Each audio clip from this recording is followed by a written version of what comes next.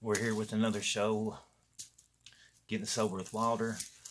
We're going to try to do Facebook calling with Jennifer from Texas. She's wanting to tell us her story. So, here we go.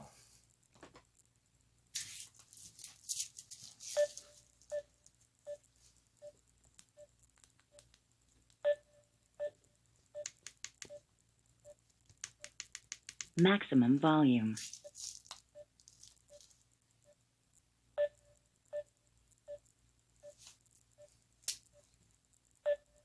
Well, we're having a little bit of technical difficulties. She's in Texas. She's in a rural part of Texas. and she doesn't have very good service. That's not going to slow us down any. We'll give her a few minutes. We'll let her try again. The show must go on.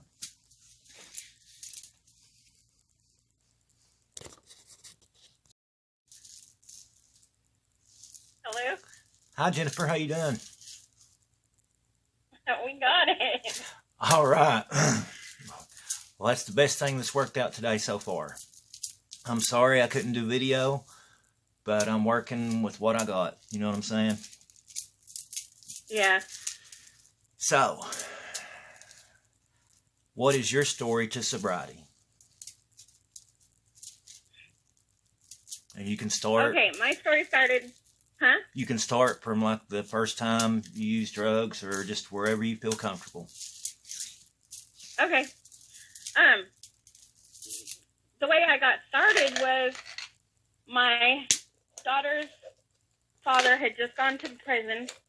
He was the one that ran our household, did the bills, did everything. I mean, I cooked, I cleaned, and I took care of the kids. He did everything else. So he went to prison, and I had to step up and raise the family and take care of everything. You had to bring the money in. And I couldn't handle the... Huh? Did you have to bring the money in? Yeah. And I couldn't handle the stress. So we lived in an RV park, and I was talking to one of my neighbors one day, and she said, "Here, try this. It'll help relieve your stress." And I hit the ground running. She offered me meth, and I took off with it. It's funny how that first one's free, but there's no more after that, huh? Yeah. I was 38 years old. I didn't have a criminal record until then.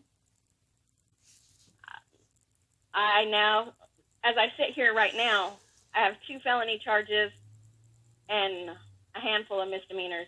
My 2 felony charges in September I can have expunged, but I'll get to that later. Okay. So to support the kids, I would go and shoplift. I would steal food. I would do whatever I felt like I needed to as a mom to support my kids. And I always say that I didn't resort to prostitution or whatever, but in a way, everybody does, you know. In some way, some form or another. Yeah, I didn't actually sell my body, but, you know, I flirted with the dope man or did whatever it took to get my fix so that I could go and be the best mom I thought for the kids. And really, I was just hurting everybody in the process. So on November 12th of 2013, which happened to be my birthday, I got my first possession charge for less than a gram. What does that charge? What does that charge? What is the penalty for in Texas? Is it a Class D? It's a state felony jail. It's a state jail felony. Sorry. Class D? C? I want to say, I'm not sure. I think it's a second degree felony now. Okay, well, Kentucky is a commonwealth, and that's where I live, and that's how they categorize it. But I'm sorry, go on. Yeah.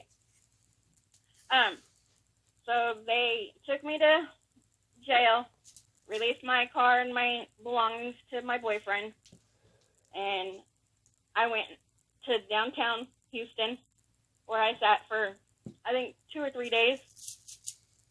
When I went to jail, or when I went to court on it, they gave me probation, sent me right back out the door. Now, does the court system... That's where I made... Does the court system kind of push them through or try to rehabilitate them in Texas? With their first charge, and especially back in 2013, they just kind of pushed us through. Okay. I just want to get a little bit of information for the people that live in different states. Yeah, pretty much with your first possession charge, they just kind of push you through. They throw probation at everybody and expect you to do it their way without any kind of rehabilitation. Here where I'm from in Kentucky. I'm sorry, I keep cutting you off. It's all right. I didn't do what I was supposed to as far as probation. I would use 3 weeks of the month, quit smoking a week before I had to go see my probation officer, and as soon as I left her office, hit the street again. You know, I wasn't helping anybody. Myself, my kids, anybody. Well, when I was in jail, I had a buddy tell me, he said, you can't beat them drug tests. He said, even if you do, you're only cheating yourself. And that's kind of the way it rolls. You're only shortchanging yourself. Yeah, and I started to get cocky. And the one time I didn't stop using before going to probation, she popped me with a drug test. Because I went a few times and she didn't give me one. I was like, oh, hey, I got this. Why do I need to quit? Yeah, and they like the one time I didn't, she popped me. And I remember sitting in the parking lot of the probation building, crying my eyes out, because I knew I was fixing to fail that UA.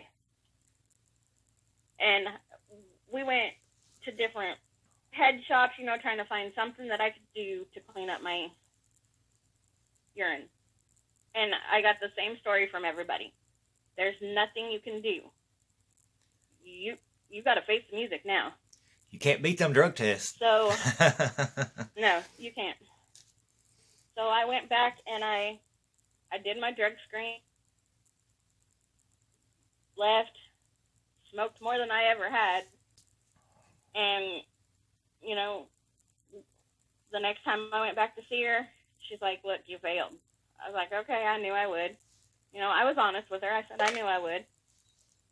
And she's like, okay, well, you got 2 more chances, and then I have to revoke you. I was like, oh, cool.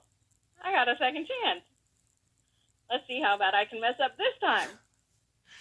Well, I failed 1 more after that, and then on August 2nd of 2014, my youngest daughter's dad, and I were arguing in the parking lot of a motel where we had all been staying. The cops got called because we were verbal, and it ended up getting physical. Well, the cops were searching through my vehicle because it was the same cop that had already busted me once, so he knew chances were I had something on me. Well, he handed a purse. My daughter's dad handed a purse to the cop and said, I think this is what you're looking for. It wasn't mine, but it was enough to send me back up the river. It had my offender ID in it, so it didn't matter how many times I screamed, it wasn't mine, it wasn't mine. They wow. still took me. So did he know he was throwing you under the bus? Yeah. Oh, wow. But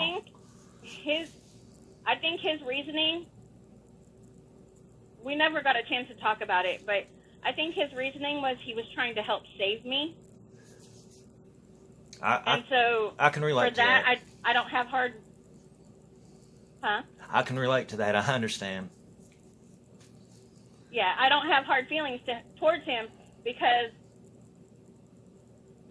the way I look at it is he was trying to help save me.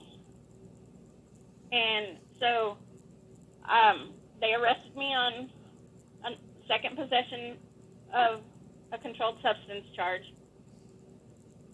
And I got to go back downtown to Houston. And I spent 52 days in Harris County Jail. I tried to get sent to, we call it the WHO, and it's the Women Helping Others, and it's basically a rehabilitation center for women trying to get off drugs and get out of the criminal system. Like a sober living house? And yeah, it's kind of like a sober living, but you're still in a facility. Still locked down. And it's run by the state. Yeah, you're still locked down. And the judge said no, under no circumstances was she sending me there. She didn't want to hear any stories that I had. She didn't care. She was done playing games with me, even though I'd never seen her before in my life. But my record kind of spoke for me. So she sent my court-appointed attorney back and said she can either take Star Drug Court or she can go to state jail. Those are her choices. In Star Drug Court, it's success through rehabilitation. I don't remember but it's an acronym for the drug program, the drug court. And so I said, okay, fine, I'll take Star Drug Court. And it was at that point I still had the mindset, I'll do as little as I have to. I'll get out, get back to the kids, and I'll do it my way. How did that work out for you? That didn't work well for me. I get into court, and I don't know, Judge Velasquez, she kind of could read me from get-go.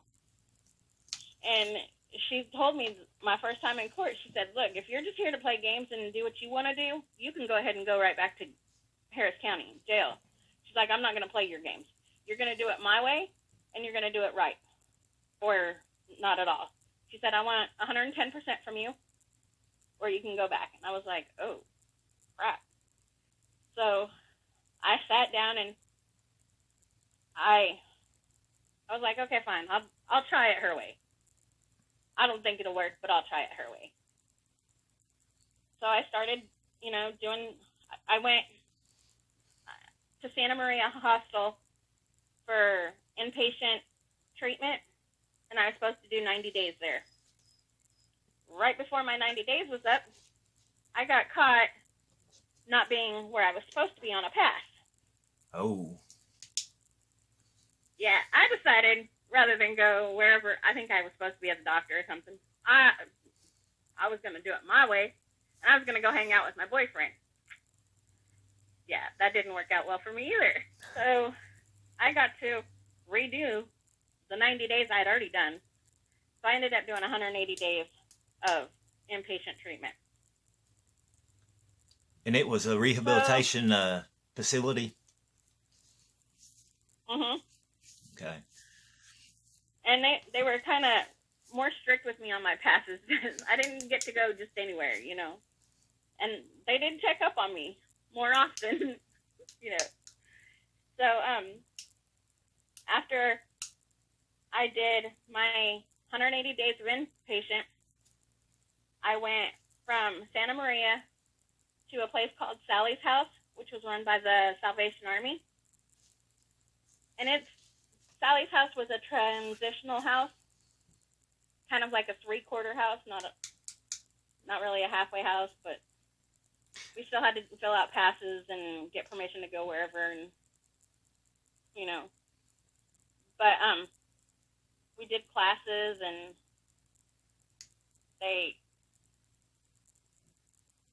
when we moved up in the program, we could get a job and whatnot. So on top of all that, I still had to do drug screens for Star Drug Court.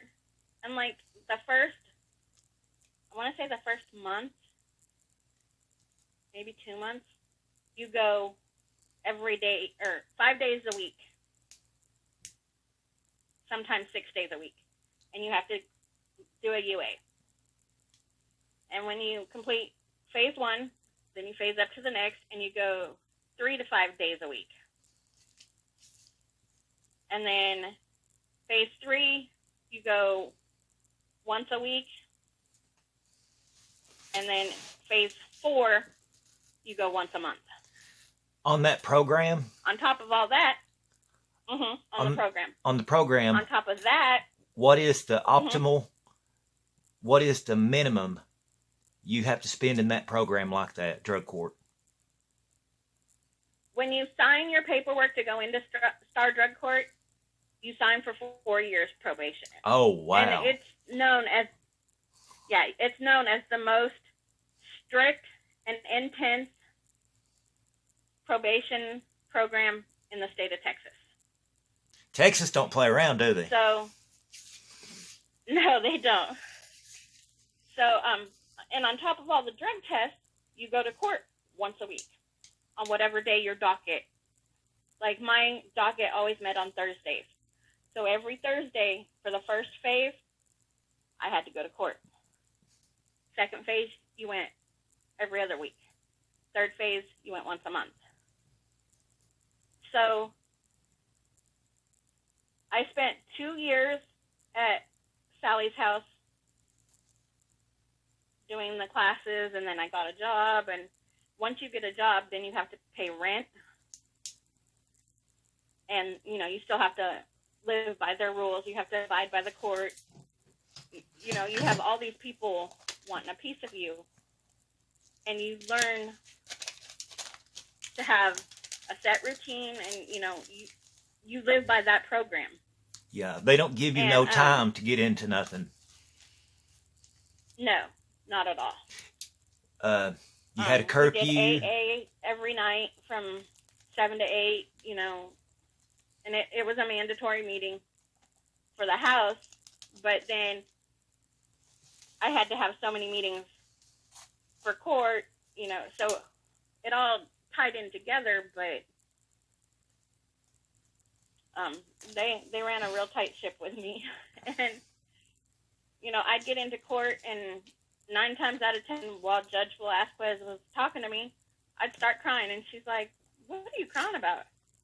And 9 times out of 10, we'd be talking about my kids, and she quickly learned that, you know, my kids are my way to my heart.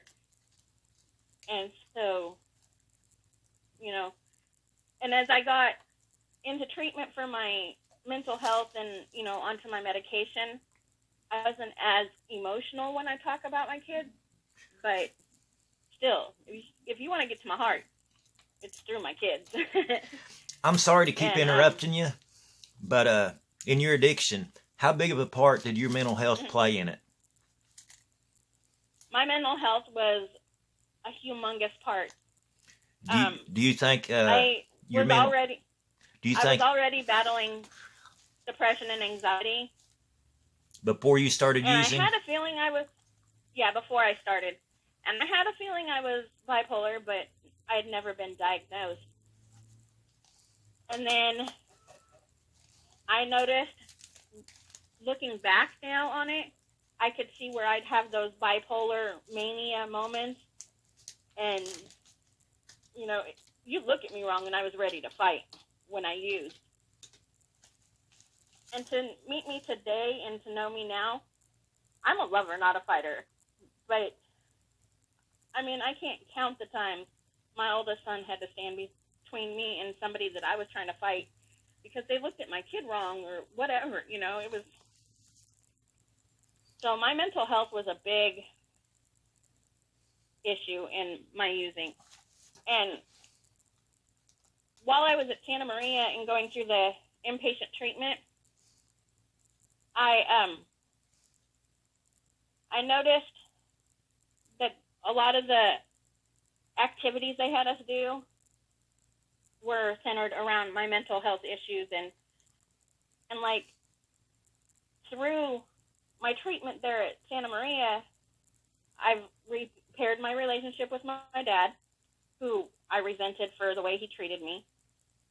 I now have a relationship with my older kid's dad, who I resented because he physically and mentally abused not only me, but the kids too. And I can sit here today and not resent my youngest daughter's dad for not only the part he played in me getting arrested the second time for the felony charge, but for him leaving us and the physical and mental abuse that we went through with him. So now, do you think that the meth, the drug abuse, led you to physical or mental abuse of anybody around you? Do you think it increased it or kicked it off, triggered it? I think it triggered it, but it enhanced. Yeah. It. Yeah. You know, it made me more sensitive to anything anybody said, you know? It made your reaction and a lot worse. Yeah. Because I was more sensitive to what they were saying or what they, you know, I would react, and it made my reaction worse.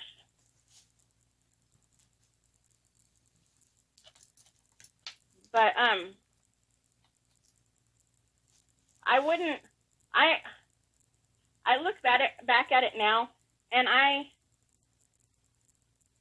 when I first got arrested, you know, I hated the cops that arrested me, and I hated Harris County because they had me locked up and this and that. But now I look back at it as they were trying to help me, and they helped save my life. Because had I not got arrested, had I not gone to jail, I would have been out there using, and it was only a matter of time before I hurt myself or somebody else hurt me. Are you thankful I was playing a deadly game. Are you thankful for how everything played out in your life?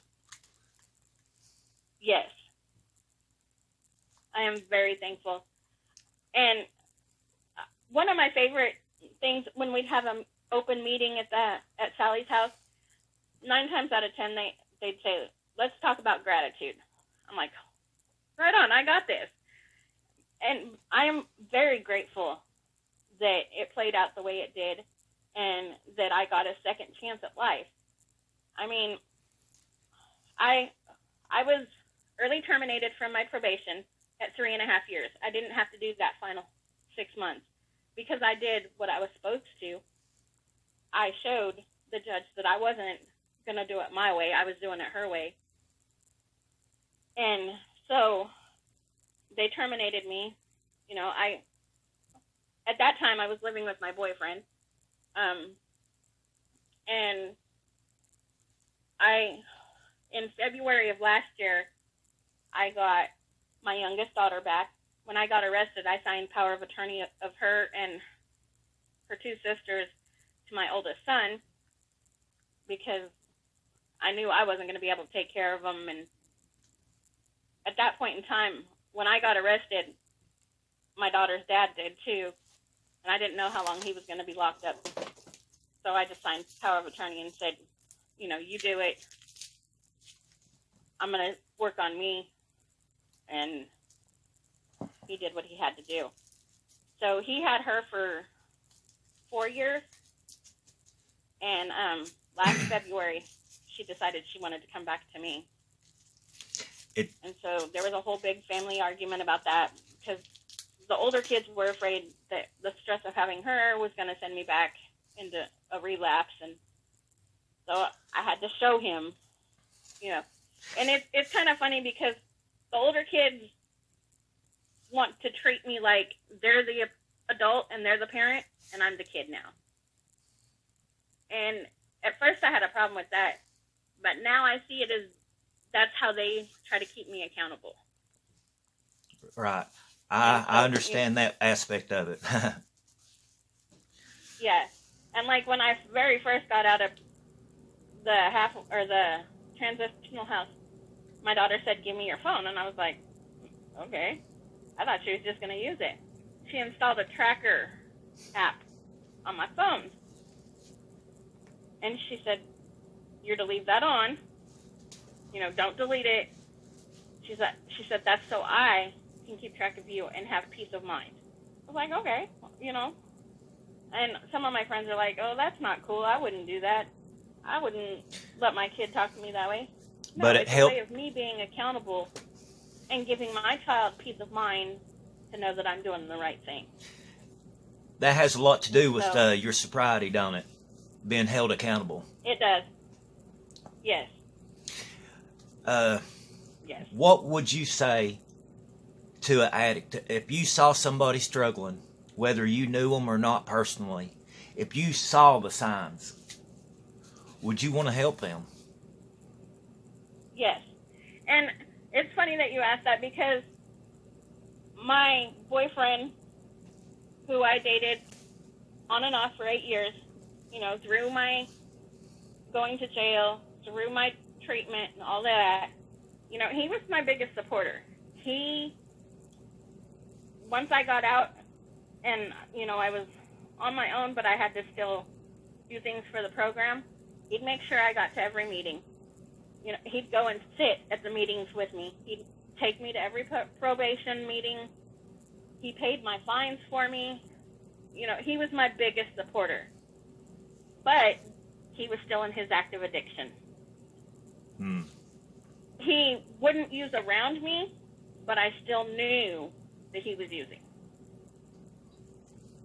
And he lost his fight to his addiction in January of this year. I'm sorry. He overdosed on heroin. And that was a big blow for me. But I made it through it without having the urge to use, and with the mindset that I'm going to honor his memory with my sobriety, because that's what made him proudest. And I have a son-in-law who is in active addiction. I have a son that lives with me that from time to time uses. And there again, he knows better than to bring it to the house because mom's going to jump his ass. But I can tell that he uses. And so, I offer to go to meetings with them. I offer to help them any way I can. But at the same time, like with my boyfriend, there's a real fine line between helping and enabling. Right. And I think I was more of an enabler with him than anything. So you didn't hold him accountable. I try to be real careful. Huh? You didn't try to hold him accountable. Mm-mm. And like with my son-in-law, I'll tell him real quick, like, you're messing up. You need to get back on the straight and narrow, and like if he goes a week or whatever without using, I'm the first one he comes and tells. And my daughter's like, "Mom, I watched it tear apart my family once before. I'm not gonna sit here and watch it again." And I'm like, "But you are, because you'll take him to go pick it up. You can't do that. No. You'll give him money. Don't give him money." But I've offered to go to meetings with them. I'll help any way they feel that I can. He's not hit his rock bottom yet. And he's not sick and tired of being sick and tired. And neither has my son. Yeah. I was hoping, last August, he got a family violence charge, and he went to jail, and CPS got involved with my grandson. And I was hoping that was his rock bottom, but it wasn't. It's not until you hit that rock bottom and you want to change that it's going to do any good. Right. Whether it be going to jail. And for me, losing your kids? For me, it was sitting in Harris County Jail, not knowing, A, if I was going to have my kids or my family when I got out, and B, I knew I had hit that rock bottom, and I knew I wanted better for myself.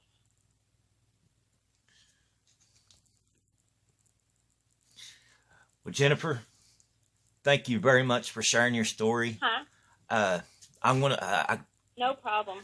We're hitting 29 minutes. I keep doing this. I want to try to keep the episodes somewhere around 15 to 20, but it's okay. If it's going to be 30, it's going to be 30. It's going to be what it is. You know what I'm saying? Jennifer, Yeah. I'm proud of you. If nobody's told you today, I'm proud of you. Thank you. I'm only 29 days, but I have a real good run and go. And this YouTube channel, it's Just my take accountability. it one day at a time. I know that phrase is so overused, but if you just take it one day at a time and stay sober for today, yeah, you can do it. Well, thank you very much, Jennifer. I'm going to get off here and wrap this up, and I'll probably talk to you a little bit later on today. All right. I'll be here. You have a good day. You too. Bye-bye.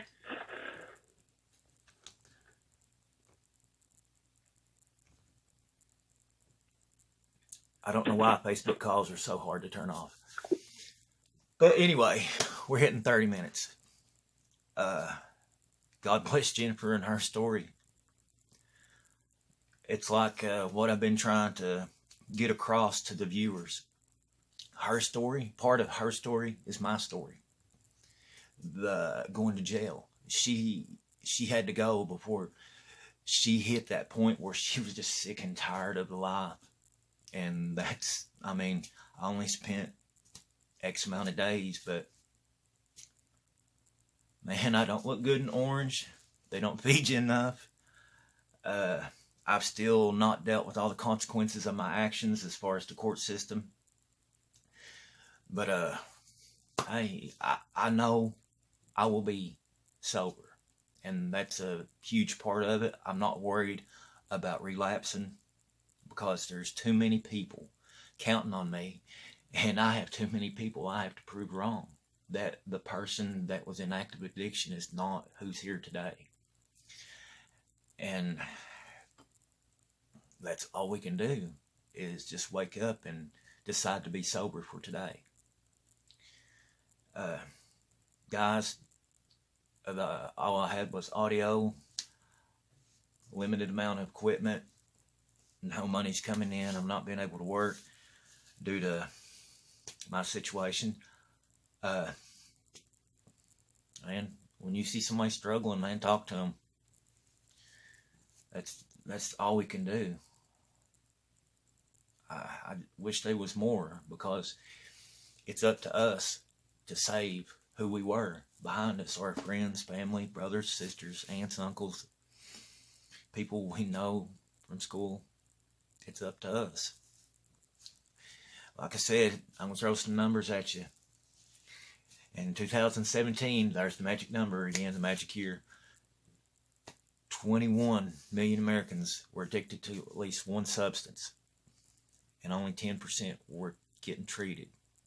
And I've not looked at the statistics, but I guarantee the number of the people that walked in off the street to receive treatment is very low. I'd say if I was guessing, once again, I've not looked at the statistics, but if I was guessing, I'd say the majority of it is court ordered. The court systems do the best they can. Resources are limited. I mean, like Jennifer's story. When she started going through the system, she was mad at the court system, the judges, and everybody involved in it. But once she got through the breaking point, the curve, and she realized this was the best thing for her, she appreciated everything that happened. And I can relate to that, because that's how I feel. I felt like I would have stayed at that borderline with 1 foot going back and forth. And that's no kind of life. That's no kind of life for anybody. But guys, I'm going to wrap it up. This is my YouTube channel, Getting Sober with Wilder. I love each and every one of you guys fighting for your sobriety. If nobody's told you today, if you've stayed sober today, I'm proud of you. I mean, I'm nobody. I don't know you. But I know it's a hard fight for anybody. Life is hard. Fighting sobriety is even harder. Or, excuse me, fighting addiction. I'm getting a little bit choked up thinking about everything.